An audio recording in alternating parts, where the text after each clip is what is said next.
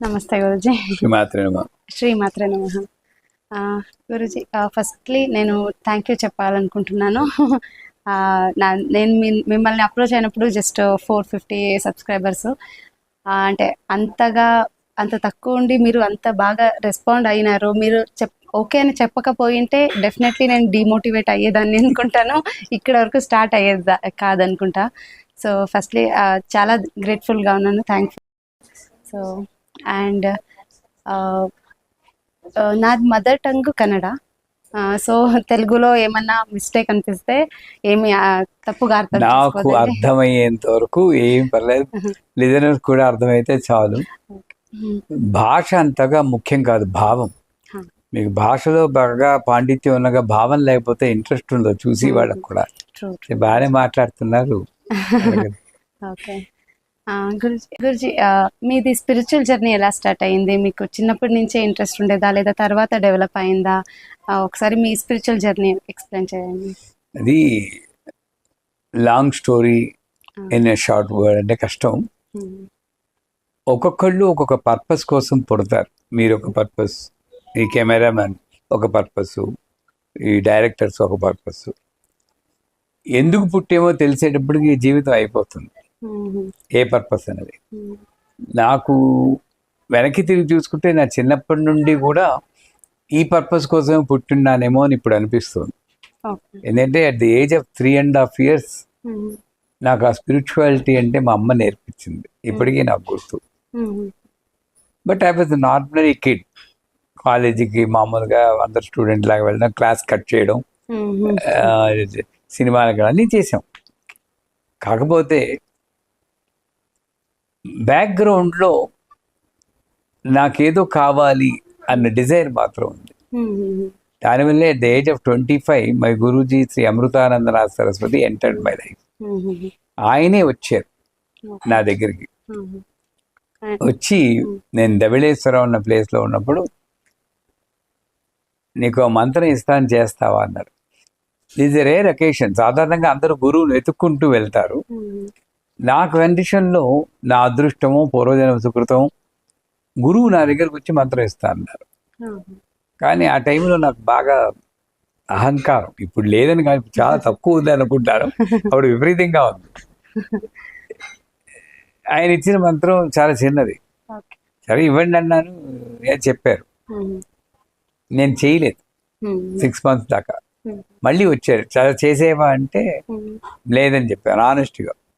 ఎందుకు చేయలేదంటే నేనేం చేస్తున్నానో మీకు తెలుసా, ఎంత పెద్ద పూజ చేస్తున్నానో, కూర్చోండి అని చేరేసి కూర్చోబెట్టి ఇన్ని పుస్తకాలు, ఆదిత్య హృదయం, నవగ్రహ స్తోత్రం, మీనాక్షి మధ్యరత్నం ఉన్నాయి కదా మీకు తెలుసు, స్తోత్రాలు సగి చదువుతూ ఇట్లా ఇట్లా ఇట్లా ఈగోయిస్టిక్గా పూలు విసురుతూ మధ్య మధ్యలో గురువు గారు ఎంత ముచ్చటపడిపోతున్నారో, ఎంత బాగా చేస్తున్నారో నాకు ఆ ఫీలింగ్తో చేశాను. అంతా అయిపోయాక మా గురుగారు ఇలా పెట్టి అన్నారు. అది ఆయన రియాక్షన్. వచ్చి ఇక్కడ కొట్టి ఒక పర్పస్ కోసం నీకు ఇచ్చాను, ఈ మంత్రం చెప్తావా అన్న. ఆ మంత్రమే ఐం వద వద వాగ్వాదిని స్వాహ స్పీచ్. దానివల్లే నేను ఇప్పుడు మీతో మాట్లాడుతున్నా. అంటే ఫ్లో అలా వచ్చేస్తుంది అనమాట. ఆవిడ నిజం చెప్పాలంటే ఆయన మీద ఏదో జాలిపడి ముసలాయన అడుగుతున్నారు చేద్దామని అప్పుడు మొదలెట్టాను. Within few days 180 degrees turn అయిపోయింది లైఫ్. ఏమీ లేకపోయినా కూడా వల్ల ఒక పెడస్టల్లో కూర్చోబెట్టింది అమ్మవారు. And I became a guru. నేను గురువు అవ్వాలని అనుకోలేదు. నువ్వు గురువు అన్నారు, ఆహా అనుకున్నా అంతే. చిన్న గురూజీ అన్నారు. తర్వాత ఇప్పుడు మామూలుగా ఆర్గనైజేషన్ శ్రీ విద్యా జ్ఞానపీఠం పెట్టాం. సో అన్నీ కలిసి వచ్చాయి. కాకపోతే ఏమిటంటే నేను అందరికీ చెప్పేది ప్రయారిటీ నాకు మదర్ పెట్టుకున్నాను. మా అమ్మ నేర్పించింది. మా అమ్మ పేరు యశోద. ఆవిడ నా చిన్నప్పుడు దేవుడే నీకు ముఖ్యం రా ఫస్ట్, ఇంకేది పట్టించుకోకన్నారు. అది బ్రెయిన్లోకి ఎక్కి ఇప్పటికీ ఎప్పటికీ కూడా అమ్మే ముఖ్యం, దాని తర్వాతే మిగతా అన్నీ వస్తాయి. ఆ ప్రయారిటైజ్ చేసుకున్న దానివల్ల నాకు అన్నీ నాకు తనంతట తాను వచ్చాయి. లలితా సహస్రం అర్థాలు మీరు వినే ఉంటారు, ఖడ్గమాల అర్థాలు. నిజాన్ని చెప్పాలంటే సంస్కృతం అనేది ఒక్క ముక్క రాదు నాకు, వేదం చదువుకోలేదు, ఉపనిషత్తు. అయినా సరే అలా అన్నిసార్లు చెప్తున్నానంటే ఏదో ఒక శక్తి నన్ను నడిపిస్తుంది. ఇప్పటికీ నమ్ముతానే, ఇంకా నమ్ముతూనే ఉంటాను. ఓకే. గురుజీ, మీరు చెప్పారు మీ అమ్మ మీకు మోటివేట్ చేస్తున్నారు అని. సో నాకు ఒక కన్ఫ్యూజన్ ఏమంటే, నిజంగా పేరెంట్స్ అంటే కానీ మనం రియల్గా మోటివేట్ చేయొచ్చా అనేది క్వశ్చన్. అంటే ఒక పుట్టుకతనతో రావాలా అనేది ఒకటి కన్ఫ్యూజన్ కూడా వస్తుంది. ఎందుకంటే ఒక్కొక్కసారి మేము ఎంత మోటివేట్ చేసినా వాళ్ళు ఆపోజిట్ సైడ్ వెళ్తుండొచ్చు అలా. సో నిజంగానే మోటివేట్ చేయొచ్చా, లేదా అది నిజంగానే అది వాళ్ళది పర్పస్ అన్నారు కదా మీరు, వాళ్ళ పర్పస్ అలా ఉంటే మాత్రమే జరుగుతుంది అంటారా అలా వాళ్ళు స్పిరిచువల్గా వెళ్ళడానికి? ఏంటంటే జనరేషన్స్ మారిపోతున్నాయి. నా జనరేషన్ వేరు, మీ జనరేషన్ వేరు, మీ అబ్బాయి జనరేషన్ వేరు, మా నాన్నగారి జనరేషన్ వేరు. ఆ రోజుల్లో అంటే తల్లిదండ్రులు ఏం చెప్తే అది వినేవాడు. పొద్దున్నే లేవరా అంటే లేచిపోయేవాడు, దండం పెట్టంటే దండం పెట్టేవాడు. అక్కడ అంతే. ప్రత్యేకించి నేను being religious is different, being spiritual is different.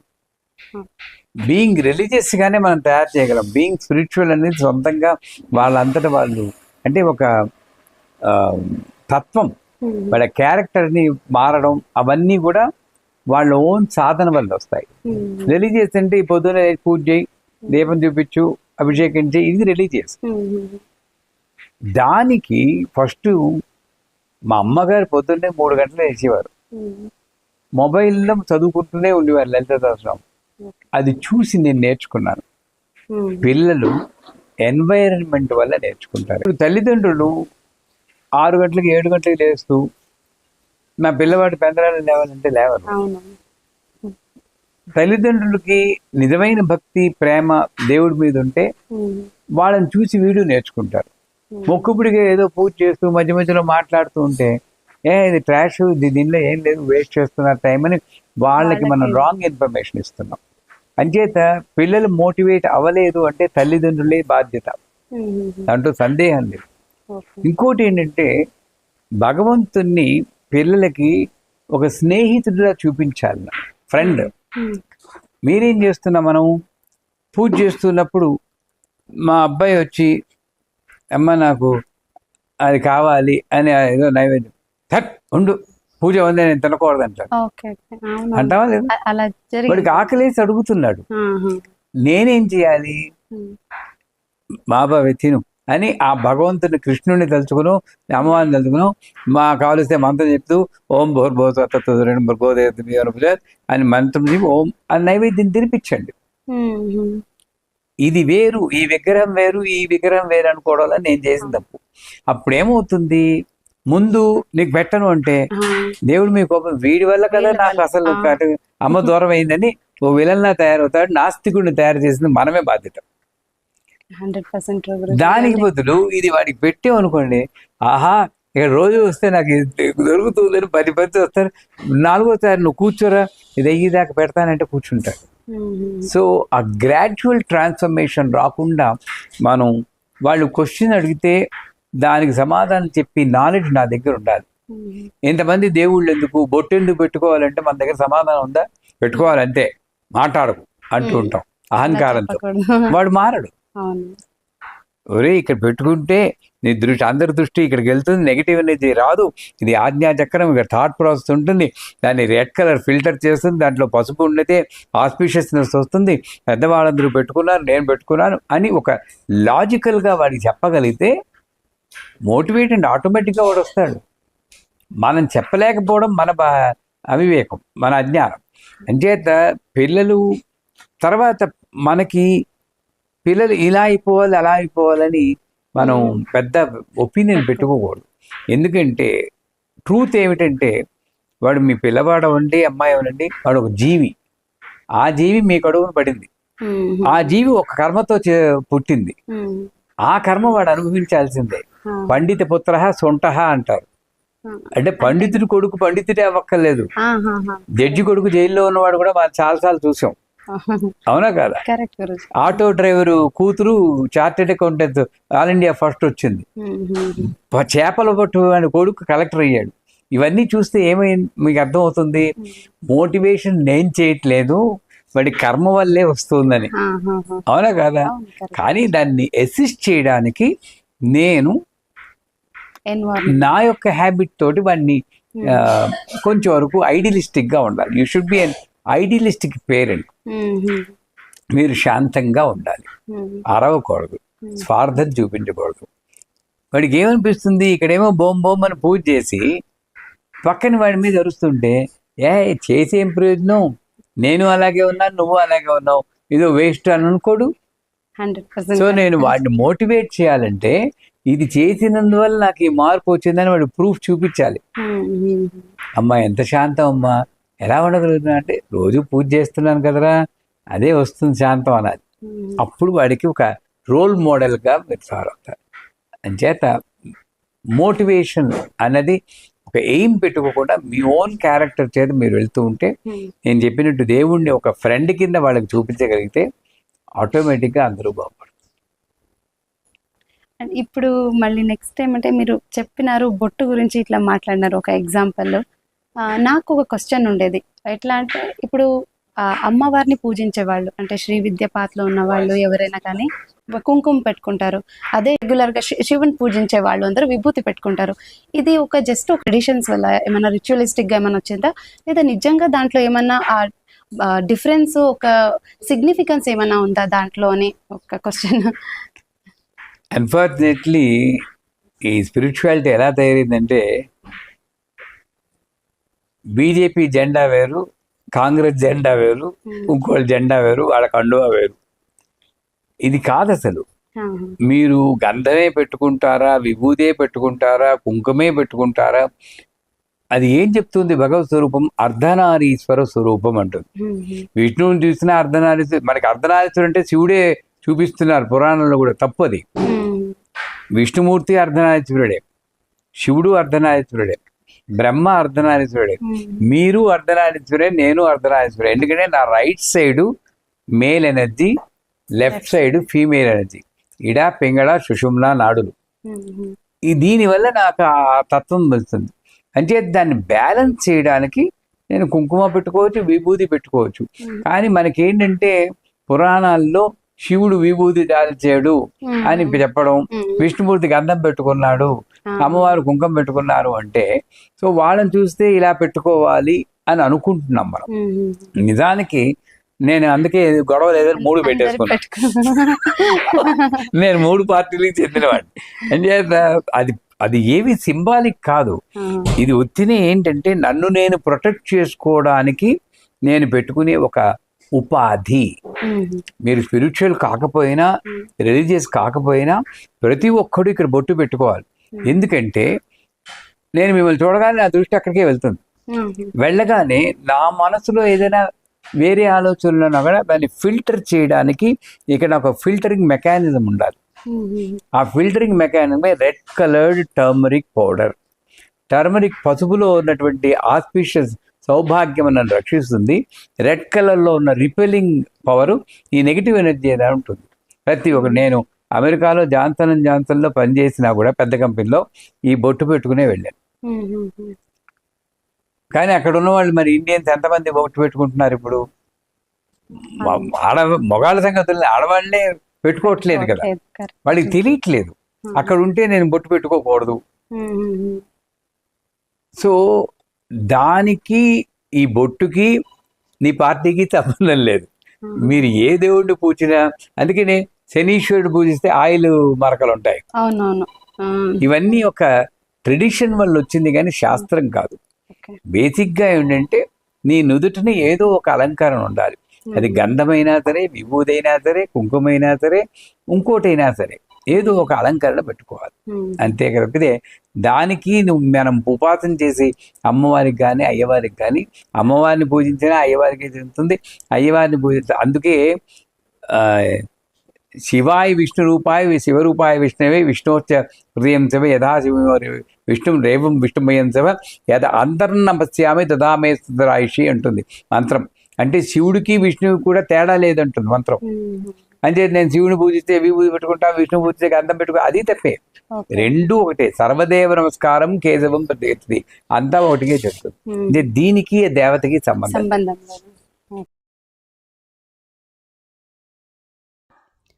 Guruji, మీది ఒక వీడియోలో చూశాను,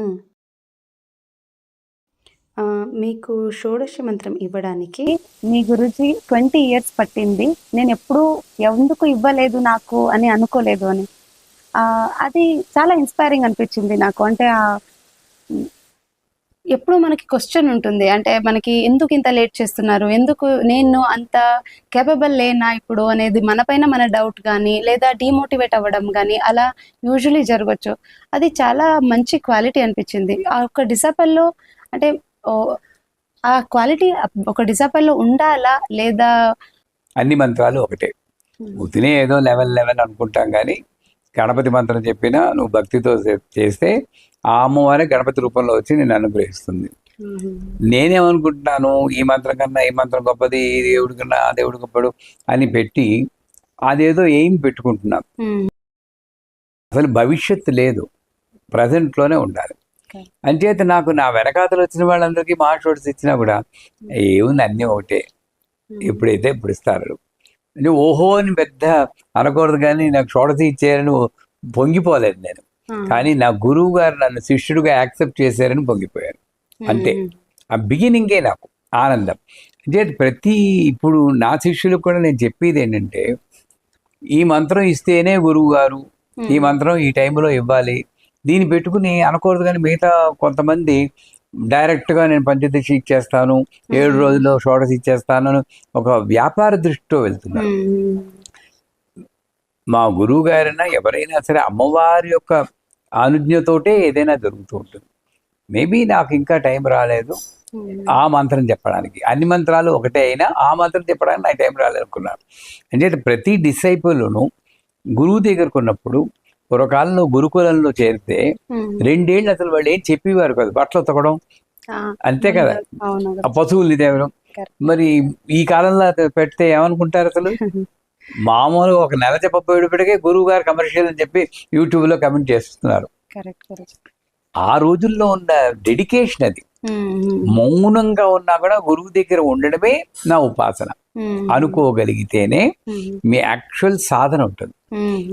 అందుకే ఆవిడైనా సర్వోపాధి విముక్త సదాశివపతి వ్రత, మంత్రాలు పూజలు ఇవన్నీ ఉపాధులు. నిజానికి కావాల్సిందంటే గురువు దగ్గర ఉండడమే నాకు కావాలి, ఆ గురువు ప్రేమకు పాత్రలు అవడం అంతే. అది ఉంటే మేము అన్నీ సాధించవచ్చు. ఆ జ్ఞానం నాకు గురువు కలిగించాడు కాబట్టి ఆ గ్రేట్నెస్ కూడా మా గురువుదే. నేను పెద్దగా పట్టించుకోలేదు, వచ్చింది ఇచ్చారు అనుకున్నాను. పేరు మార్చారు, సుబ్బారావు నుండి గురు కరుణామయ్య అన్న అనుకున్నాను. గురు కరుణామయ్య ఇచ్చినప్పుడే మా గురువుగారు చెప్పారు. ఇప్పటికీ కొంతమంది దీక్షానామాలంటే ఏదో పెద్ద క్రెడిట్ కింద ఫీల్ అవుతుంటారు, కానీ ఆయన ఏమన్నారు, నీ పేరు కరుణామయుడు అని పెట్టానన్నారు. ఆ యేసుక్రీస్తుకి ముళ్ళ కిరీటం ఎలా ఉందో ఇది నీకు అలాంటిది. This is not a credit, this is a responsibility. నీ పేరు కరుణామయుడు కాబట్టి నిన్ను ఎవరు హింసించినా సరే వాళ్ళ చోట కరుణతోటే ఉండాలి, అది నీ రెస్పాన్స్. లక్ష్మీదేవి అని చెప్పేసి మొహం కడుక్కోకుండా పడుదు ఒక్కోకుండా తిరుగుతుంటే లక్ష్మీదేవి అని పేరేంటి, మహాలక్ష్మిని పేరు పెట్టుకుని మంగళకరంగా ఉండాలి. ఆ పేరు ఒక రెస్పాన్సిబిలిటీ అని గురువు గారు చెప్పారు. అలాగే మంత్రం కూడా ఒక రెస్పాన్సిబిలిటీ. మహాషోడశి అన్నప్పుడు, మహాషోడశి తీసుకున్నప్పుడు నేను ఒక రకమైనటువంటి జీవన విధానానికి ఉండాలి. ఆ టైం వచ్చినప్పుడు అది వస్తుంది. అంచేత ఒక లక్ష్యంగా ఇది సాధించాలి, ఈ మంత్రం ఇస్తేనే శ్రీ విద్య పూర్తవుతుందని నాకు ఎప్పుడూ అనిపించలేదు. అంచేత 20 ఏళ్ళకి ఇచ్చారో 10 ఏళ్ళకి ఇచ్చారో నా వెనకాతలు వచ్చిన వాళ్ళందరికీ ఇచ్చేసేవాడు.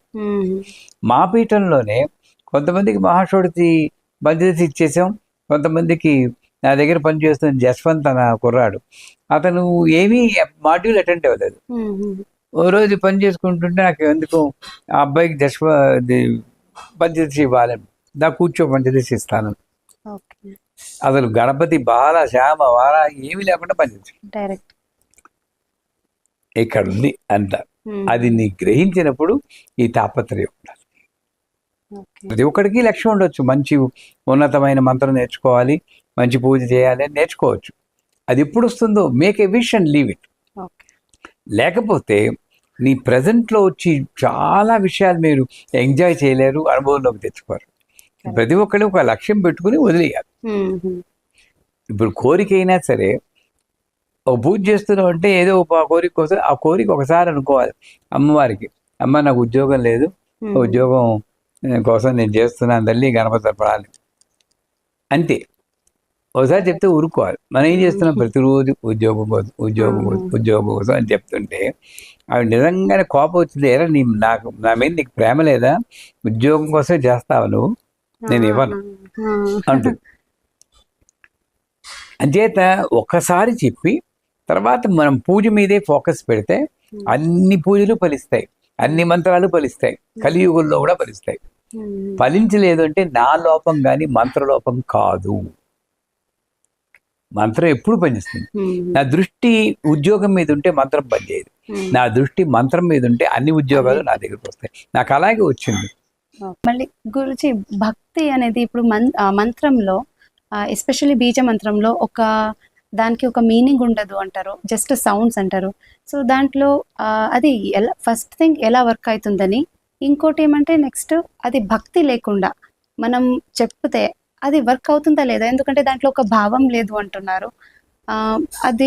దాని ఏమి పొటెన్షియల్ ఉంటుంది, అది కంప్లీట్గా వితౌట్ భక్తి జస్ట్ చాంటింగ్లో దాని కంప్లీట్గా అవుతుందా లేదా, వస్తుందా లేదా అనేది దాని రిజల్ట్స్. మీరు కాలేజీల్లో ఆన్సర్ పేపర్ రాసింటారు, ఒక క్వశ్చన్కి ఇంత కట్ట అడిషనల్ తీసుకుని రాసేవాడు ఉంటారు. దాంట్లో సారం లేకపోతే ఇంత కట్ట చేసినా వాడికి 2-3 మార్కులు వేస్తారు. అంతే, మార్కులు పడతాయి కానీ 2-3. భక్తి లేకుండా చేసి మంత్ర సాధన కూడా ఇంత కట్ట అడిషనల్ సీట్తో సమానం. అదే నువ్వు సారంతో 2 పేజీలు రాయి, నీకు 80 మార్కులు ఇస్తాడు. సో సారం ఏమిటి అంటే అక్కడ భక్తి. ఆ భక్తి అన్నది ఏమిటి అంటే పూర్వకాలంలో కబీరు, సూర్యదాసు, తులసీదాసు ఎలా చేశారు. భక్తి అంటే ఏమిటి, నాకు ఏమీ ఒక కోరిక లేకుండా ఇది చేస్తే అది అవుతుంది అని పర్పస్ లేకుండా కేవలము మంత్రం మీద ఫోకస్ పెట్టి నువ్వు నన్ను రక్షిస్తావు నాకు తెలుసు అంతే, ఆ భావంలో ఉండిపోయి నాద బ్రహ్మమయి అంటారు అమ్మవారిని. నాదం ఇప్పుడు ఐం హ్రీం శ్రీం ఐం క్లీం సౌ అని మంత్రం చెప్పాను. ఈ ప్రతి సిలబుల్ వెనకాతలో ఒక వైబ్రేటింగ్ నోట్ ఉంటుంది, అదే భక్తి. ఆ నోట్ మీద భక్తి మీరు ఫోకస్ చేయాలి. అండ్ నేను ఐం అంటే సరస్వతి, అది చెప్తే నాకు చదువు వస్తుంది, హ్రీం అంటే లక్ష్మి, డబ్బు వస్తుంది, ఇలా ఆలోచించ ఐం హ్రీం శ్రీం ఐం క్లీం సౌ అని చెప్తే అడిషనల్ షీట్ పేపర్ లాంటిది, అది 3 మార్కులు పడతాయి. నేను ఎన్నిసార్లు చెప్పానన్నది నాకు దృష్టి లేకుండా ఒక ఆర్ద్రత. త్యాగరాజ స్వామి పాడారంటే మనసా ఎటులోర్తునే అన్నాడు. ఆర్ద్రత, భగవంతుడితో నేను మాట్లాడాలంటే భావన ఉండాలి. ఇప్పుడు మీరు వచ్చారు, రండి కూర్చోండి అనేదానికి రండి కూర్చోండి అన్నదానికి తేడా ఉందా? 2 మంత్రమే. నేను భావన లేకుండా చెప్పాను, మీకు ఎలా ఉంటుంది? అక్కడ భగవత్ తత్వానికి కూడా ఒక ఫీలింగ్, అక్కడ భగవంతుడు ఒక ప్రాణంతో ఉన్న శక్తి అన్నప్పుడు ఆటోమేటిక్గా భక్తి వచ్చేస్తుంది. 99% ఆఫ్ ద పీపుల్ ప్రాబ్లం ఏమిటంటే ఆ విగ్రహంలాగే చూస్తున్నారు, యంత్రలాగే చూస్తున్నారు. అందుకే పూజ చేసేటప్పుడే ఫుడ్ పెడతారు అమ్మవారికి, అంతేనా? మార్నింగే ఫుడ్, మధ్యాహ్నం లంచ్ అక్కర్లేదా అమ్మవారికి? ఈవినింగ్ స్నాక్ లేవా? నైట్ డిన్నర్ లేదా? ఎవరు చెప్పాడు పూజలోనే ఫుడ్ పెట్టాలని? నేను ఏది వండుకుంటే అది తీసుకెళ్ళి పెట్టి మనకి ఎందుకు తట్టడం లేదు?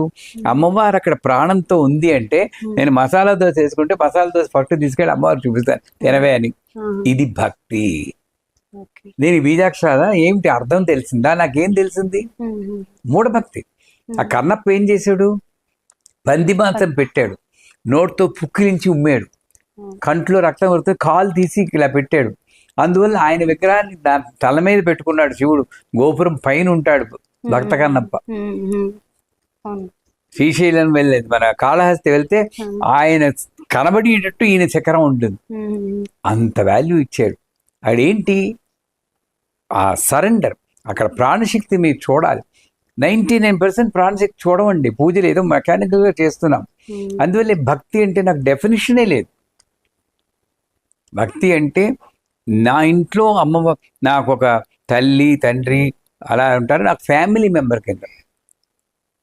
మీకు చాలాసార్లు ఒక వీడియోలో చెప్పాను, నేను అమెరికాలో ఉన్నప్పుడు మా అమ్మవారిని నేను సినిమాకి తీసుకెళ్ళాను. అమ్మవారి విగ్రహాన్ని ఒళ్ళో పెట్టుకుని, ఓకే. చూడవే నువ్వు అక్కడ ఇంట్లో పూజ గదిలో ఉంటే నువ్వు బోర్ కొడుతుంది, నేను సినిమాకి వెళ్తాను. ఆ సినిమా కూడా ఏంటి, మగధీర, అన్నమయ్య సినిమా కాదు. ఆవిడికి మాత్రం అన్నమయ్య చూపించి నేను మగధీర చూస్తే తప్పు. నేను ఏ సినిమాకి వెళ్తానో ఆ సినిమా చూడాలని ఇక్కడ కూర్చోబెట్టి, అది భక్తి నా దృష్టిలో. చూసి వాళ్ళు తిట్టుకుంటే తిట్టుకోవచ్చు, అది వేరే విషయం. నాలాగే అమ్మవారు ఉంది అని, అందుకే నాకు చిన్నపిల్లలాగా కనబడుతుంది. నేను ఎక్కడికి వెళ్తే అక్కడ తీసుకెళ్తూ ఉంటాను, వదలలేదు. ఆ భావనే భక్తి. ఆ భావన ఎలా డెవలప్ చేసుకోవాలని గురూజీ? డెవలప్ లేదు, అది ఎన్వైరన్మెంట్, మా అమ్మగారి వల్ల వచ్చింది, మా గురువు వల్ల వచ్చింది, అంతే. కొంతమందికి ఏదో జన్మలో వస్తుంది, చివరికి రావాల్సింది భక్తి. ఒకసారి వెనక్కి తిరిగి చూసుకుంటూ ఉంటే నాలో లోపం తెలుస్తుంది. ఇన్నిసార్లు పూజ చేస్తున్నాను, ఎందుకు పని చేయట్లేదు, ఏమి లోపం ఉంది, ఓహో నా మెయిన్ అంతా పర్పస్ మీద ఉంది, అమ్మవారి మీద లేదు. ఇందాక నేను చెప్పినట్లు ఈ ఒక్కటి చేయమనండి, ప్రతి ఒక్కళ్ళ ఇంట్లో పూజ గదిలో మీరు ఏం చేసుకుంటే, కాఫీ కూడా అమ్మవారికి కాఫీ ఇవ్వండి. ఇచ్చేవాడు మీ ఇంట్లో కాఫీ ఇవ్వగలరా అమ్మవారికి? ఎప్పుడు ఇవ్వలేదు. ఇచ్చి చూడండి. నేను కాఫీ తాగముందు అమ్మవారి కాఫీ ముందు కాఫీ పెట్టి చేసే, అది దగ్గరికి తీసుకోవడం అంటే. అమ్మమ్మ కాఫీ ఇవ్వకూడదు, నికోటిన్ ఉందండి, మానే, మీరు మానే. కరెక్ట్. ఇప్పుడు మీరంటే నాకు అమ్మవారితో సమానం, మిమ్మల్ని తీసుకెళ్ళి అల్లమేరలో పెట్టేస్తానండి. ఎందుకంటే మా దేవుళ్ళందరూ అల్లమేరలో కదా, మిగతా వాళ్ళు చూడకూడదు, చూస్తే వాళ్ళ పవర్ పోతుంది. ఇది ఒక భ్రమ. పని మనిషి చూడకూడదు, అది మనిషి కాదు. ఆ పని మనిషిలోనే అమ్మవారు ఉంటుంది, అది నాకు తెలియదు. నేను కూర్చోబెట్టి రోజు జైలర్లా తలుపు తెరుస్తాను. మనం చేసే పని అదే కదా, 8 గంటలకి. ఇంత అరటిపండు నల్లగా ఉంటుంది, కానీ తొక్క కూడా తెయ్యం. ఎలా చేసి తింటే తిను పోతే పో, తింటే తిను పోతే పో, ఎందుకంటే ముద్ర, తీసుకుంటే తీసుకో, పోతే పో, ఇలా చూపిస్తాం. అమ్మయ్య అంటాం, ఇంత కట్ట అగరబత్తి వెలిగిస్తాం. సఫకేషన్ మీకు, నాకు అనవసరం. అది కూడా చీప్ అగరబత్తి. రోజు అంబికా దర్బార్ అగరబత్తి అంటే చాలా చీప్గా ఉంటుంది, ఇంత కట్ట వస్తుంది, కాస్ట్లీ అగరబత్తి కాదు. ఇవన్నీ పెట్టి ఎంత మోసం చేసుకుంటున్నాం మనల్ని. తలుపేసేసి మీ ముందే నేను ఆ డైనింగ్ టేబుల్ కూర్చుని వెజిటబుల్ మంచూరియా, ఫ్రైడ్ రైస్ తిన్నాను అనుకోండి, మీకు ఎలా ఉంటుంది? నాకు రోజు అరటిపండు పెడుతున్నావు, నువ్వు మాత్రం తెగ తినొస్తున్నావు అనిపించదు. నిజంగా రూపుతూ ఉంటే ఆ జ్ఞానం నాకు ఉండాలి. నేను ఏం తింటానో అది అమ్మవారికి పెట్టుకోగల శక్తి నాకు వచ్చినప్పుడు అదే భక్తి.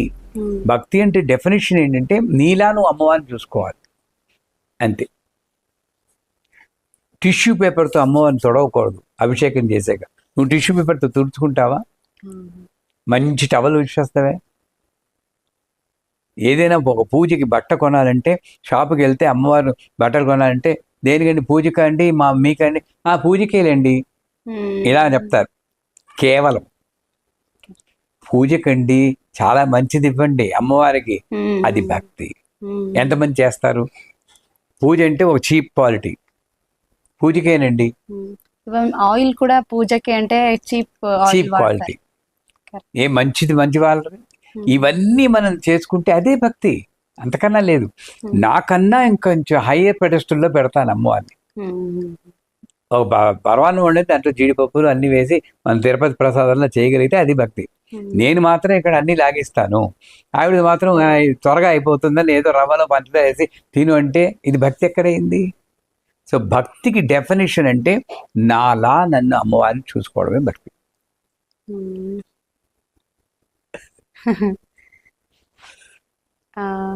మళ్ళీ ఇప్పుడు శ్రీ విద్యలో ఇంతవరకు నాకు 3 అని తెలుసు. మీరు ఇంకొకటి వామ మార్గం కూడా శ్రీ విద్యలో ఉంది అన్నారు, ఒకసారి అది ఎక్స్ప్లెయిన్ చేస్తారా? శ్రీ విద్యే కాదు, ఈ ఆచార విధానంలో సమయాచారము, దక్షిణాచారము, కౌళాచారము, వామాచారం అని దీనికి డెఫినిషన్స్ ఒక్కొక్కళ్ళు ఒక్కొక్కలా ఇస్తారు. దాంట్లో మనకి ఆర్గ్యుమెంటు అనవసరం. ఇది కరెక్టు, ఇది తప్పనడానికి మనకి అర్హత లేదు. ఎవరిది వాడికి కరెక్టు. మాకు చెప్పింది సమయాచారం అంటే, అందరికీ సమయాచారం అంటే ఊళ్ళో పూజలు చేసి సమయాచారం అనుకుంటారు. భాస్కర్ రాయని వారు లలితా భాష్యంలో ఎక్స్ప్లెయిన్ చేసిందే, ఇది సమయపు అర అంటారు. అంటే ఇక్కడ నుండి ఇలా శక్తి వెళ్ళి ఇక్కడ CEO ఆఫ్ ది కంపెనీ ఉంటుంది, ఎవరు, అమ్మవారు. ఈ అమ్మవారిని చూడడానికి ముందు వెయిటింగ్ రూమ్ అనమాట. సమయపురం అంటే లాస్ట్ వెయిటింగ్ రూమ్. అక్కడ కూర్చుని అమ్మవారి గురించి ధ్యానం చేస్తూ ఉంటారు. సో సమయాచారము అంటే కేవలము ధ్యానమే. ఇక్కడ ఇంకొక రిచువల్ లేదు సమయాచారంలో నా వరకు. అది తప్పు అనుకుంటే తప్పు అనుకోవచ్చు. దక్షిణాచారం అనేది ఇక్కడ ఉంటుంది, హార్ట్ సెంటర్. ఇక్కడ అలంకారము, పూజలు మామూలుగా అన్ని గోళ్ళల్లో చేస్తూ ఉంటారు, దక్షిణాచారం. కౌళాచారం అనేది ఇక్కడ ఉంటుంది. అక్కడేంటి, స్త్రీని అమ్మవారి యొక్క స్వరూపంగా భావించి ఏదైతే వైదికంలో చెప్పారో దాన్ని కొంచెం సులభ మార్గంలో, ఇప్పుడు చొక్కా వేసుకుని పూజ చేయకూడదు అంటారు. మాకేంటి కౌళ మార్గంలోనూ భక్తి ముఖ్యం. వీలుంటే వేసుకుంటారు, ఒకవేళ వీలు లేదు, ఫ్లైట్లో ఉన్నాను, చొక్కా వేసుకున్నాను, పూజ అసలు పూర్తిగా మారేయడం కన్నా ఫ్లైట్లో చొక్కా వేసుకున్నా నేను ఆవిడ చంపేసినా పర్లేదని చేయడమే కౌడు మార్గం. దీని కౌడు అంటే thanks to the western world వేరే వేరే మీనింగ్ ఇస్తున్నారు. తప్పది. కౌడం అంటే ఆ మీనింగ్ కాదు. కౌడం అంటే నాకు ఇవ్వబడినటువంటి ఈ సిచ్యువేషన్లో నేను ఎంతవరకు పాటించగలను సులభంగా. ఒక పని మనిషిని కూర్చోబెట్టి నేను పూజ చేయగలిగానంటే అది కౌడ మార్గమే. మీరు దక్షిణాచారంలో ఉన్న వాళ్ళు పూజ చేయమంటే తప్పు. వాళ్ళేమో స్నానం చేయలేదు, వేరే క్యాస్టు, అవేవో తింటారు అంటారు. మరి ఇక్కడ ఉచ్చిష్ట చాండాలి అని ఆ పని మనిషికి భోజనం పెట్టి ఆవిడ తినేసిన కంచంలో నేను తినాలి. ఇది ఒక ఉపాసన. ఇటువంటి వాడు. ఇంకా వామాచారం అన్నారు, అది కూడా యాక్సెప్టెడ్ నామే, కానీ ఎక్కువ మంది పాటించలేరు. మీరు ఏది చేయడానికి ఇష్టపడరో అదే వాళ్ళు చేస్తారు. మన ఇళ్లలో పూజ చేస్తే వాళ్ళు శ్మశానంలో పూజ చేస్తారు, శవం మీద కూర్చుంటారు. అవన్నీ అనవసరం మనకి. ఏవో చేస్తారు ఆ దారిలో కూడా. కాకపోతే సాధారణంగా అతీంద్రియ శక్తులు సంపాదించుకోవడం చేస్తారు. కొంతమంది దాంట్లోనూ మంచిగా ఉన్నత స్థితి అందుకున్న వాళ్ళు ఉన్నారు. కాకపోతే అది సంఘానికి దూరంగా ఉన్నటువంటి చేత 4 మార్గాల్లో ఎవరికి ఏది అనువుగా ఉంటుందో అది పాటించడం ఉత్తమం. ఒకరు ఇప్పుడు మోడెస్ట్ లైఫ్ ని లీడ్ చేస్తూ, అంటే ఎవరికి హార్మ్ చేయకుండా, ఒక ఎమోషన్స్ కంట్రోల్డ్ గా ఉండి, ఇలా ఒక మంచి లైఫ్ ని పాటిస్తే చాలా. నేను ఎలా ఉండాలి అనే దాని గురించి మాట్లాడట్లేదు. ఒక స్పిరిచువల్ మోక్షం పొందడానికి నేను అన్ని విధాలుగా నేను అన్ని ఒక బ్యాలెన్స్డ్ పీస్ఫుల్ లైఫ్ లీడ్ చేస్తున్నాను, భక్తి ఉంది, ఇంత ఎనఫ్ గురుజీ? లేదా ఏమన్నా ఒక మార్గం ఏదో ఒకటి ప్రాక్టీసెస్ చాలా ఇంపార్టెంట్ సార్? యాక్చువల్గా ఏంటంటే అలాగ మీరు చెప్పినట్లు నాన్ రియాక్టివ్గా, పీస్ఫుల్గా, without anger, without lust, greed ఉండడం అన్నది almost impossible all the time. ఇప్పుడు ఈ టైంలో అందరూ మీరు శాంతమే, నేను శాంతమే. మళ్ళీ ఇక్కడ నుండి సంసారానికి వెళ్తే వస్తుంది కదా, అది ఎవరికైనా సహజం. కానీ ఎక్కడైనా అదే ఎమోషన్స్ మెయింటైన్ చేయగలిగితే అది ఆల్మోస్ట్ ఇంపాసిబుల్. అందువల్ల సాధారణంగా ఏంటంటే ఇంతకుముందు చెప్పినట్లు స్పిరిచువాలిటీ వేరు, రిలీజియస్ వేరు. రిలీజియస్లో మొట్టమొదట డైరెక్ట్గా స్పిరిచువాలిటీ రావడం కష్టం. అంచేత స్పిరిచువాలిటీ బ్యాక్గ్రౌండ్లో పెట్టుకుని రిలీజియస్లో కొన్ని రిచువల్స్ చేయడం మంచిది. ఆ రిచువల్స్ ఏంటి? పూజ చేయడం. ఆ పూజలో మళ్ళీ మొనాటనస్గా చేయకుండా కొంచెం భావనాపరంగా ఒక గురువుని పట్టుకుని అగరత ఎలా చూపించాలి, ఇలా తిప్పకుండా దీపం, ఈ పువ్వు పెట్టినప్పుడు ఎలా పెట్టాలి, ఎంత, ఇవన్నీ అనుకుంటూ ఆ పూజ రిచువల్ చేస్తుంటే అది ఎవరినో ఉద్ధరించడానికి కాదు, మనకి మనమే హెల్ప్ చేసుకున్నట్టు. I'm training our self to be in the peaceful state. అదొకటి. అలాగే మంత్ర జపం. ఆ జపం చేస్తుంటే మైండ్ ఫోకస్ పెరుగుతుంది. ఈ రిచువల్స్ అన్నీ కూడా ఇన్నర్లో ట్రాన్స్ఫర్మేషన్ కోసం యూజ్ చేస్తూ కొన్ని రిచువల్ చేసుకుంటూ ఉంటే ముందు స్పిరిచువాలిటీ ఇంత ఉంటుంది, రిచువల్ ఇంత ఉంటుంది. తర్వాత వెళ్ళగా ఇది ఇలా అవుతుంది. ఒక స్టేజ్లో ఏదో జస్ట్ ఇది spiritual. So being spiritual is more important rather than being religious. అది డైరెక్ట్గా మీరు రావాలంటే ఇంపాసిబుల్. కాబట్టి వీళ్ళందరూ కూడా, మరి త్యాగరాజు వీళ్ళందరూ కూడా రిచువల్స్ చేశారు. వాళ్ళ రిచువల్ ఏంటి? అభంగులు పాడడం, కవిరు అంటే వాడు పాటలు పాడుకుంటున్నారు, పాటలు, అది మరి రిచువలే. కరెక్ట్. ఉచ్చినే కూర్చుని నేను స్పిరిచువల్ అయిపోయాను ఎవరు చెప్పలేదు. మీరాబాయి పూజ చేసింది, సో చోకా మేడ జోడు కుట్టుకుంటూ కూడా విట్టాల విట్టాల విట్టాల విట్టాల జపం చేశారు. సో ఏదో చేశారు వాడు. కాబట్టి మోడర్న్ లైఫ్లో కొంతమంది ఇప్పుడు పెద్ద పెద్ద కంపెనీ ఓనర్స్, వరల్డ్లో బిలినియర్స్, వాళ్ళు స్పిరిచువల్గా కొంత హెల్ప్ చేస్తూ అందరికి ఇది చాలు, వీళ్ళని చూసి ఇలా ఉంటే చాలు మనకి స్పిరిచువల్. కానీ వాళ్ళ లైఫ్లో వాళ్ళు ఎలా ఉన్నారని మనకి తెలియదు, పీస్ఫుల్గా ఉన్నారా, ఏం ప్రాబ్లమ్స్. అంచేత నా దృష్టిలో ఏంటంటే ఇనీషియల్గా స్పిరిచువల్ రిలీజియస్గా ఉంటూ ఆ రిలీజియన్ని కూడా నేనేదో మొనాటనస్గా ఎవరినో ప్రీచ్ చేయడానికి యూజ్ చేయకుండా నన్ను నేను మార్చుకోవడానికి అర్థం చేసుకుంటూ లోపల స్పిరిచువాలిటీని డెవలప్ చేసుకుంటే at one point you will enjoy both. Complete divine experience, both are necessary. మళ్ళీ ఇప్పుడు దీక్ష అనేది ఎంత ఇంపార్టెంట్ గురుజీ, ఎస్పెషల్లీ మంత్ర పఠనంలో అంతా దీక్ష లేకుండా వర్క్ అవ్వదు అని కూడా చెప్తారు. అది 100% దీక్ష కావాలా?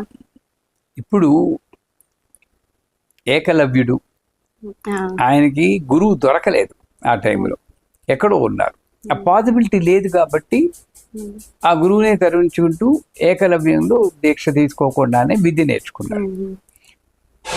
అది వేరే విషయం. కానీ ఒక మంత్రం నేను నాకు ఫలించాలి అంటే ఒక గురువు ద్వారా దీక్ష పొందడమే కరెక్ట్. ఆ గురువు దీక్ష అంటే ఏమిటి? ఆయన ఒక మంత్రజపం చేసినప్పుడు ఆ మంత్రజపం యొక్క శక్తిని కొంత మీకు ట్రాన్స్ఫర్ చేస్తారు. లైక్ ఎ సీడ్, మొలకెత్తి విత్తనాన్ని మీకు ఇస్తే మీరు తర్వాత నీళ్లు పోసుకుంటే పెద్దదవుతుంది. ఇది సాధారణంగా యాక్సెప్టెడ్ నా, ఇది కరెక్ట్ పద్ధతి. కానీ ఏదో సాధించాలి అనుకుని కొంతమంది ఇంటర్నెట్లో చూసుకుని వాంఛాకల్ప గణపతి నా వీడియో ఉంది, అది చూసేసుకుని ఇది చెప్తే 50,000 సార్లు చెప్తే అన్నీ పలుస్తాయంటే అది దీక్ష తీసుకోకుండా చెప్పేస్తూ ఉంటారు. అక్కడ మీ ఎయిమ్ అంతా ఏదో సాధించాలి అనుకున్నారు కాబట్టి అది పెద్దగా ఫలించదు. కాకపోతే కొన్నిసార్లు నాకు ఏమి లేదు, అమ్మవారి మీద ప్రేమ, ఆ మంత్రం చెప్పాలి, బాగా నచ్చింది, ఐఎమ్ క్లీమ్ సౌ క్లీమ్, చాలా బాగుంది చెప్పుకుంటా, అప్పుడు దీక్ష అక్కర్లేదు. ఎందుకంటే నాకు ఓన్లీ ప్యూర్ లవ్, ప్రేమతో నేను చెప్తున్నాను కాబట్టి ఆ దీనికి దీక్షలు అక్కర్లేదు, మీరు చెప్పుకోవచ్చు. So you are the best judge to decide at what purpose, what mood you are reciting the mantra. Okay. ఇప్పుడు న్యాసం కూడా చేస్తారు, అప్పుడు ఒక్కొక్క బీజ మంత్రం ఒక్కొక్క బాడీ పార్ట్స్ కి చెప్పుకుంటూ పోతారు. అది ఎలా వర్క్ అవుతుంది గురుజీ? అంటే ఒక జస్ట్ ఇలా టచ్ చేసి ఒక మంత్రం చెప్పడము ఎలా వర్క్ అవుతుంది? ఇప్పుడు ఈ క్వశ్చన్ ఎందుకు వచ్చిందంటే ఐం హృదయాన్మ క్లీం హృదయత్వాసౌసి కాబట్టి అని ముట్టుకుంటున్నాం. అది 99.99% రిచువలిస్ట్గా చేస్తున్నారు తప్పితే ఆడ ఫీలింగ్ లేదు. ఆ చెప్పి గురువు ఒక భావనాపరంగా చెప్పగలిగితే ఐం హృదయాయ నమః అన్నప్పుడు ఈ హృదయం మీద చేయి పెట్టుకొని ఈ పాజిటివ్ ఎనర్జీ, ఈ స్పర్శ వల్ల నా హృదయంలో ఎప్పుడు ఆస్పిషియస్ జాయ్ ఉండుగాక, నిరంతరం నేను ఎప్పుడు లైఫ్ని ఎంజాయ్ చేస్తూ శుభకరంగా చూసుగాక. నా పెద్ద మెదడు, నా చిన్న మెదడు, big brain and small brain నుండి వచ్చే థాట్స్ నన్ను మంచిగా నడిపించుగాక. ఈ భావన, నా కళ్ళు 3 ఎప్పుడూ కూడా ప్రపంచాన్ని నిష్పక్షపాతంగా నాన్ జడ్జిమెంటల్గా చూసుగాక, నన్ను నేను రక్షించుకునే శక్తి నాకు కలుగుగాక. ఈ భావనతో నేను చేయగలిగితే ఆ శబ్దం మీద ఫోకస్ చేసి ఐం హృదయాయ నమః కొంచెం ఆగాలి, ఆ భావన రావాలి, తర్వాత క్లీం శిరసే స్వాహ అని ఆ గాలి చెప్పగలిగితే మీకు దాంట్లో పవర్ లేదు. మనం ఐం హృదయం క్లీం అని మొనాటనస్గా వెళ్తాం. అంటే మీకు వచ్చి డౌట్ లాంటిది అందరికీ వస్తుంది, ఈ పని చేస్తుందా, ఏమవుతుంది? దీంట్లో ప్రతిదీ పనిచేస్తుంది. శబ్దం పనిచేస్తుంది, స్పర్శ పనిచేస్తుంది, రసం అంటే భావన పనిచేస్తుంది, రూపం ఏమి అక్కర్లేదు. రూపం పుట్టుకుంటే అమ్మవారిని ఊహించుకోవచ్చు. ఇవన్నీ కలిసినప్పుడు తప్పనిసరిగా న్యాసం కూడా పనిచేస్తుంది. కానీ న్యాసం లేకపోతే మంత్రం పనికి రాదని కొంతమంది అంటారు, అది తప్పే. నేను చాలా మందికి న్యాసం చెప్పను, ఎందుకంటే ఓవర్లోడ్, ఇవి బిజీ బిజీ బిజీ టైంలో నేను మంత్రం చెప్పడమే నాకు కష్టంగా ఉంటే న్యాసాలంటూ చేయమంటే ఓవర్లోడ్ అయిపోతుంది. అందువల్ల నేను ముందు మంత్రం చేసుకొని తర్వాత న్యాసం చేసుకుంటా అని చెప్తాను. అంటే అయితే న్యాసం లేకుండా చేసినా కూడా కంప్లీట్ అనే భావించవచ్చు. 100% నేను న్యాసం లేకుండా చెప్తాను, చాలా డైరెక్ట్ మంత్రం. మీరు ప్రతిసారి ఎవరో తెలియని వాడి ఇంటికి వెళ్తే బొకే పట్టుకెళ్తారు, హలో హౌ ఆర్ యు అని. రోజు తెలిసిన వాడి ఇంటికి హలో హౌ ఆర్ యు అంటే పిచ్చిలా ఉంటుంది. డైరెక్ట్ గా వెళ్ళి అలా బాగున్నారా అంతే, న్యాసం అంతే. గురుజీ, స్పిరిచువాలిటీలో ప్రతి దానికి సైంటిఫిక్ రీజన్స్ పుడుకుతూ ఉంటాము, సైంటిఫిక్ ప్రూఫ్ పుడుకుతూ ఉంటాము, అది ఎంతవరకు కరెక్ట్? న్యాయంగా చూడాలంటే ఇది కాలం చేసినటువంటి మార్పు. పూర్వకాలానికి ఇప్పటికీ తేడా ఉంది. పూర్వకాలంలో ఇలా చేసాను, ఇలా చెయ్యి అంటే అడిగేవారు కాదు, ఎందుకు చేయాలి, చేస్తే ఏమొస్తుంది, ఆ లాజిక్కే లేదు. యాక్చువల్గా religion is beyond logic. Religion అంటే నమ్మకం. నేను ఇప్పుడు దీన్ని అమ్మవారు అంటే ఇలా నమ్మకం ఏంటంటే కొన్నాళ్ళకి ఇది రక్షిస్తుంది నన్ను, నా నమ్మకం. మీకు ఇది పువ్వులా కనబడచ్చు, నాకు ఇది అమ్మలా కనబడుతుంది, నా నమ్మకం. ఆ నమ్మకానికి లాజిక్ లేదు. ఆ లాజిక్కే వెళ్తే అసలు మన లైఫే, మనం పుట్టినప్పుడు మనకి అమ్మ ఒక్కతే తెలుసు, నాన్న కూడా ఇంట్రడ్యూస్ చేసింది అమ్మ, ఈయనే మీ నాన్నగారు. మనం డిఎన్ఆర్ శాంపుల్ అవన్నీ అడగలేదు కదా, దాన్ని ఏమంటారు, అదేనా డిఎన్ఆర్ ఏంటి, దాన్ని ఏమంటారు, genes, prove why he's my father అని అడగలేదు.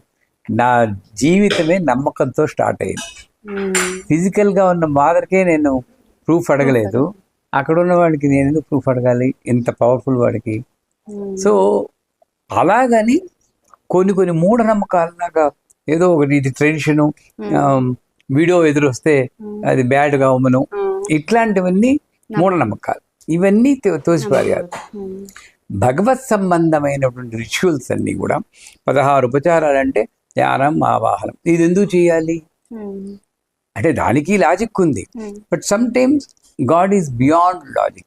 అందుకే సత్యనారాయణ వ్రతంలో మనసుతో ఊహించడం కానీ, వాక్కుతో వివరించడం కానీ, శక్యము కానీ అతీతమైన రూపం గలవాడా ఆది మధ్యాంతరహిత అంటారు. You can't describe.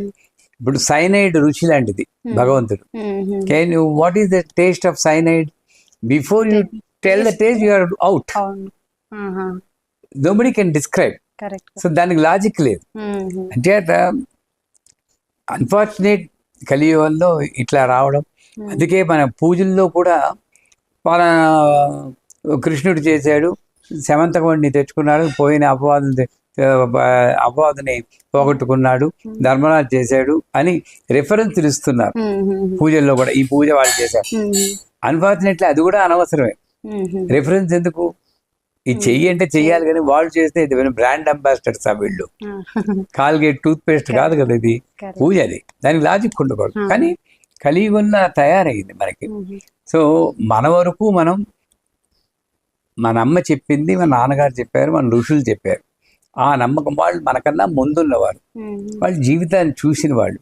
నేను ఇక్కడ మధ్యలో ఉన్నవాడిని, 20 ఏళ్ళు 25 ఏళ్ళ కుర్రాడు. సో నేనంటే నేను కాదు, పిల్లలకు చెప్తున్నాను. అక్కడ లాజిక్ అడగకూడదు, నమ్మకం మీద వెళ్ళడమే కరెక్ట్. కానీ ఒక్కొక్కసారి అదే రాంగ్ మార్గంలో వెళ్ళే ఛాన్సెస్ ఉంటుంది కదా, అది ఎంతో వరకు అవాయిడ్ అవ్వచ్చు. అందుకే ముగ్గురిని మాత్రం లాజిక్ లేదంటారు, తల్లి, తండ్రి, గురువు. ఇప్పుడు అలా అంటే మీరు గురువులు కూడా రాంగ్ మార్గంలో వెళ్తున్నారు కదండి అనొచ్చు. అది ఇంకా నేనేం చేయలేను, అది కర్మ. ఆ గురువులు రాంగ్ మార్గంలో వెళ్ళినా నీకు తెలుస్తుంది ఇది రాంగ్ మార్గం అన్నప్పుడు తప్పుకోవచ్చు, అది వేరే విషయం. కానీ తెలిసి తల్లి తండ్రి మన రాంగ్ మార్గంలో, మన శాస్త్రాలు రాంగ్ మార్గంలో వెళ్ళనివ్వు. ఇది నిర్వచనం చెప్పేవాళ్ళు, అనాలిసిస్ నిర్వచనం చెప్పేవాళ్ళు రాంగ్.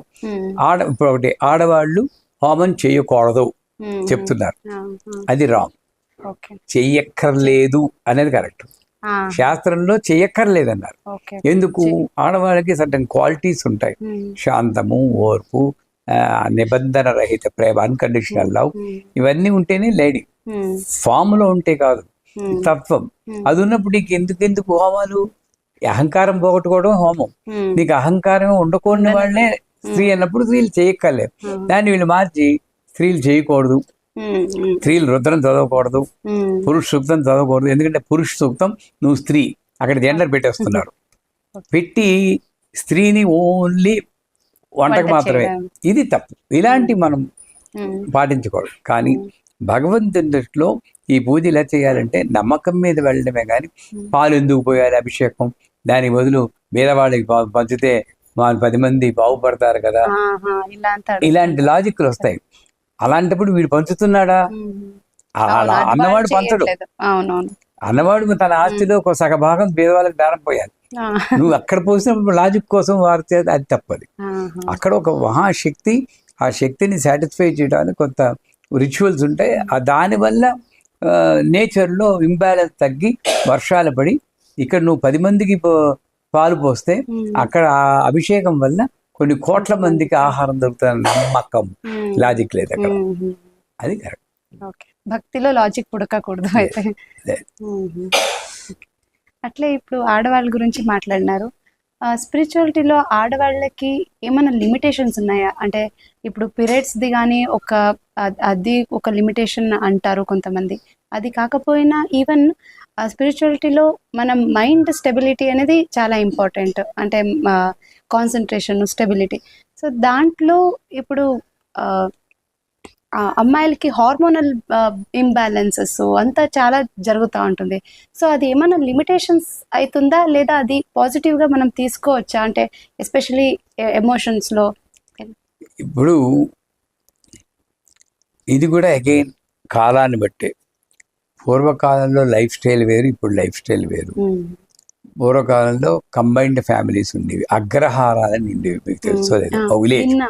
ఆ విలేజ్ అంతా కూడా ఒక చోటే వండుకుంటారు ఇంత గంగాళాలతో. అందులో ఈ ఆడవాళ్ళని వండుతారు, మగాళ్ళు ఏవో చదువుకుంటూ వేదం చదువుకుంటూ ఉండేవారు. ఇంతమందికి ఇన్ని రోజులు వండితే వాళ్ళకి రెస్ట్ ఎక్కడిది? అందుకని ఈ పీరియడ్స్ టైంలో 5 రోజులు దూరంగా పెట్టేసి అలా వచ్చి ఉండొచ్చు. ఇది కరెక్ట్ అని నేను చెప్పను. ఆ రకంగా వచ్చినటువంటి ఒక శాస్త్రం కాదు, ఒక కల్చర్. దాన్ని శాస్త్రం చేస్తారు మన వాళ్ళు. మా గురువు గారి ప్రకారం ఏమిటంటే ఇది హార్మోనల్ ఇది. అది ఎవరికైనా లేడీస్ దొరుకుతుంది. మరి అస్సాంలో కామాఖ్య కూడా 20 జూన్ ప్రాంతంలో వస్తుంది. అది పెద్ద పండగ చేసుకుంటారు, అప్పుడు నమస్కారం పెట్టుకుంటారు. ఇవన్నీ మరి అలా అంటే ఆవిడ దేవుడు, మనం మామూలు మానవుడు అని ఇలా ఆర్గ్యూ చేస్తారు. నేను చెప్పొచ్చేది ఏంటంటే, నా వరకు ఆ టైంలో మన ఇళ్లల్లో ఏమి అబ్జెక్షన్ లేకపోతే, ఇప్పుడు ఒక రూమ్లోనే ఉంటారండి, ఆయనకి వంట రాదు, పీరియడ్స్లో ఉంటుంది, ఏం చేస్తారు? పస్తులు ఉండాలా? అది చేయాలి. ఎక్కువ ప్రతిదానికి ఒక అమెండ్మెంట్ ఉంటుంది. మన శాస్త్రంలో కూడా ఒక అమెండ్మెంట్ ఉంది. ఏదో తిథి బాగోలేకపోతే నిర్గ్యం పెట్టండి, మామూలు తిథిలో పెట్టి దూరంగా పెట్టేసేస్తే వాళ్ళే పరికి వస్తుంది. అమెండ్మెంట్ చేశారా లేదా? ఎవరైనా చచ్చిపోతే కూతురు పెళ్లి చేయొచ్చు, కొడుకు పెళ్లి చేయకూడదు, కన్యాదానం అమెండ్మెంట్ చేశారా లేదా? అని గుళ్ళకు మాత్రం వెళ్ళకూడదు, పెళ్లి చేయొచ్చు. పెళ్లి పూజ కదా, మరి అమెండ్మెంట్ చేశారు. అన్నిటికీ అమెండ్మెంట్ ఉంటారు. ఈ అమెండ్మెంట్ ఏంటంటే, నాకు కుదరనప్పుడు, కుదిరితే చెయ్యొచ్చు, అన్ని మానేసి కూర్చోవచ్చు. కుదరనప్పుడు చక్కగా తలస్నానం చేసి ఈ పళ్ళుకి, చీర కొంగుకి పసుపు కొమ్ము కట్టుకుని శుచిగా ఉంటే అన్నీ చేసుకోవచ్చు. ఏమండి, మనం ముట్టుకున్నంత మాత్రం దేవుడు బయలుపడిపోతే దేవుడు ఎందుకు వేయడండి? మంత్రం ఏమో అపవిత్ర పవిత్రోవా సర్వావస్థాగతోవా స్మరే పుండరీకాక్షం సభాఖ్యాభ్యంతరుచి అంటే, పుండరీకాక్ష అనుకుంటేనే నువ్వు పవిత్రం అయిపోతున్నావు అంటుంది. అని నీ ముట్టుకుంటే మైలు ఎలా పడతాడు? ఇవన్నీ మన భ్రమలు. కాకపోతే అది ఎలాగని పూర్తిగా విమర్శించాలి, ఏదో ఉద్దేశంలో పెట్టారు. అది నాకు కుదరనప్పుడు ఇంకా మేము కింద మీద ఇవ్వకుండా ఇలా అమెండ్మెంట్తో మనం చేయొచ్చు. కానీ ఎలా ఉన్నా కూడా పూజ సమయంలో మంత్ర జపం మాత్రం మీరు చేసుకోవచ్చు. ఆ టైంలో మంత్రం కూడా మానకూడదు, జపం మాత్రం చేసుకుంటూ ఉండదు. జపం చేసేటప్పుడు పర్టిక్యులర్ కౌంట్ అని చెప్తారు కదా, అది చాలా ఇంపార్టెంట్, అది పాటించడం. లేదా ఎక్కువ తక్కువ ఇప్పుడు కౌంట్ చేసుకుంటూ ఉంటే మనకి కాన్సన్ట్రేషన్ తో అక్కడ ఉంటుంది. అందుకు అసలు జపం ఎలా పనిచేస్తుంది మీకు చెప్పాలి. మన శరీరంలో 6 చక్రాలు, 7వ చక్రం మనకి అందుబాటులో లేనిది అనుకోవచ్చు. 6 చక్రాల్లో బ్లాక్స్ ఉన్నప్పుడు ఈ కాస్మిక్ ఎనర్జీ అనేది ఫ్లో తగ్గిపోయి మనకి డిఫరెంట్ ఇంబ్యాలెన్స్ వస్తాయి, రోగాలు వస్తాయి అంటారు. దీన్ని ఫ్లో సరిగ్గా చేయడానికి, ఈ బ్లాక్స్ రిమూవ్ చేయడానికి ఈ మంత్ర జపంలో ఉన్నటువంటి సౌండ్ ఎనర్జీ మనకి మామూలు హిడెన్ ఎనర్జీ మనకి పనికొస్తుంది. ఇప్పుడు మనకి ఇన్ఫెక్షన్ వచ్చింది, డాక్టర్ దగ్గరికి వెళ్తారు. ఈ యాంటీబయాటిక్ 3 సార్లు 14 రోజులు వేసుకోండి అంటారు. 14 రోజులు ముఖ్యమా? కోర్స్ అది ఈ ఇన్ఫెక్షన్ తగ్గాలంటే. అలాగే ఈ మూలాధారంలో ఉన్నటువంటి భయము అనుమానము పోవాలంటే గణపతి మంత్రం 1,00,000 చెప్పాలి. ఈ డాక్టర్ పై డాక్టర్ ప్రిస్క్రిప్షన్ ఆ 1,00,000 చెప్పాల్సిందే. కానీ మీరు చెప్పింది కరెక్టే, కౌంట్ మీద పెట్టుకుంటే మన దృష్టి పోతుంది. అందుకే మేము జపమాల రికమెండ్ చేయం. ఇది దీని మీద ఫోకస్ ఉంటుంది. ఈ పూస అయితే ఆయనకి వాడచ్చు, తులసిమాల శివుడికి వాడకూడదు, రుద్రాక్షమాల శివుడికి వాడకూడదు. ఇన్ని భ్రమలు పెట్టుకుని దానికన్నా ఇది పవర్ఫుల్. మాలలకే వెళ్ళిపోతున్నాగా మంత్రం మీద లేదు దృష్టి. అంచేది ఇది వదిలేసి నేను ఎలా చేస్తానంటే అసలు కౌంట్ కూడా చూడం మేము. ఒకవేళ కౌంట్ చూడాలంటే ఒక మంత్రం ఉంది, ఓం నమ శివాయ, ఓం నమ శివాయ, ఓం నమ శివాయ అంటే ఒక నిమిషంలో మనం కనీసం ఒక 50 సార్లు చెప్పుకోవచ్చు ఈజీగా. 50 సార్లు నిమిషంలో చెప్తే గంటకి 3,000 చెప్తాం. సో అలారం పెట్టుకోండి, గంట సేపు మర్చిపోయింది, అలారం మోగగానే గంట అంటే 3,000 చేసినట్టు లెక్క అయిపోయింది, లెక్క వచ్చింది. ఈ గంట సేపు మీరు మంత్రం మీదే ఫోకస్ చేయండి. కానీ కొంతమంది మహానుభావులు ఇంకా అలారం మోగలేదంటే వాడిని ఎవడు రక్షించలేదు, అది వేరే విషయం. సో నీ దృష్టి మంత్రం మీదే ఉండాలంటే కౌంటు ఈ రకంగా పెట్టుకోవడం. ఇంకా మన శ్రీ విద్యలో అయితే షట్చక్ర జపం అనేది లోపల చక్రాల్లో పెటల్స్ తోటే కౌంట్ చేస్తూ ఉంటాం. విపరీతమైన ఫోకస్. అందులో మా గురువు గారు చెప్పేవారు, షట్చక్ర జపంలో ఒకసారి చేస్తే 100 సార్లు చేసినంత ఎనర్జీ వస్తుంది. చేత సంఖ్య కావాలి, కానీ సంఖ్య మీద దృష్టి పెట్టకుండా ఈ పద్ధతిలో మనం కౌంట్ చేసుకోవచ్చు. అంటే చేసేటప్పుడు ఇన్ కేసు ఇప్పుడు 108 చేయాలనుకోండి, ఇప్పుడు కూర్చున్నాను, అది అటు ఇటు 108 కాకుండా అంటే నేను అలారం కూడా పెట్టుకోకుండా నేను చేసినానంటే అటు ఇటు అయినా కూడా ఎవరికి చూపిస్తున్నారు మీరు? ఎక్కడైనా యమధర్మరాజుకి వెళ్ళి బుక్ చూపిస్తారా మీరు? అంటే చాలా వరకు చెప్పింటారు, అది వర్క్ అవ్వదు లేదంటే అన్నట్టుగా అది అలా చెప్తూ ఉంటారు. మీరు దీని మీద దృష్టి పెడితే డెఫినెట్ గా వర్క్ అవ్వదు. ఒకవేళ అటు ఇటు అయితే కొంచెం వర్క్ అయినా వర్క్ అయినా డౌట్ ఉంది, వర్క్ అవుతుందేమో. ఇది డెఫినెట్ గా వర్క్ అవుతుంది, ఎందుకంటే దృష్టి దీని మీద ఉంది కాబట్టి. నా దృష్టిలో ఈ తక్కువ లేదు ఎక్కువ లేదు, హాయిగా 10 నిమిషాలు కూర్చొని జపం. మనకి ఎంతసేపు అనిపిస్తుంది అంతసేపు చేయాలి. ఇది టైం పాస్. ఏదో పేకాడుతూ టైం పాస్ బదులు జపం చేసుకుంటారు. అంత ఎంజాయ్ చేస్తూ నేను జపం చేయగలిగితే నీకు ఫలం చేస్తుంది. అక్కడేమో రిలాక్స్డ్ గా ఉంటావు, ఇక్కడ బిగుసుకుపోయి ఏదో అయిపోతుంది అంటే బిగుసుకుపోవడానికి జపం చేయట్లేదు. ఫోకస్ అంటే బిగుసుకో. ఈ మెడిటేషన్ ఈజ్ డీకాన్సన్ట్రేషన్ అంటాడు, కాన్సన్ట్రేషన్ కాదు, డీకాన్సన్ట్రేషన్. ఎక్స్పాండ్ అవ్వాలి. అవర్ గ్లాస్ లో ఉన్నట్టు ఇలా వెళ్ళి ఇలా ఎక్స్పాండ్ అవుతుంది మెడిటేషన్ అంటే. అది కరెక్ట్ పద్ధతి. సో అంచేత కౌంటే మీరు పెట్టుకోకపోయినా పర్లేదు. బెస్ట్ టైం ఒక క్రియ కానీ జపం కానీ చేయడానికి బెస్ట్ టైం అంటే ఏది రికమెండ్ చేస్తారు? ఇప్పుడే, మీకు ఎప్పుడు అనుకుంటే అప్పుడే. దీనికి టైము అంటే అది ఒక భ్రమ. అంతదాకా మనం బతుకుంటామని గ్యారంటీ ఇచ్చాడు ఆవాడు? ఇవ్వలేదు కదా. నాకు ఎప్పుడు చెయ్యాలి అనిపిస్తే అప్పుడే.